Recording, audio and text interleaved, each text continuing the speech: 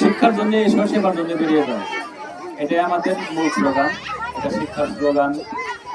আমাদের আজকে যে ক্রীড়া প্রতিযোগিতা বাঙ্গালা প্রাথমিক বিদ্যালয়ের যে প্রোগ্রাম, এখানে আপনারা সবাই স্বতঃস্ফূর্তভাবে আয়োজন করেছেন, সবাইকে আন্তরিকভাবে ধন্যবাদ এবং সবাইকে অভিনন্দন। যে বাঙ্গালা গ্রামের সবাই এখানে উপস্থিত হয়েছেন মোটামুটি ভাবে।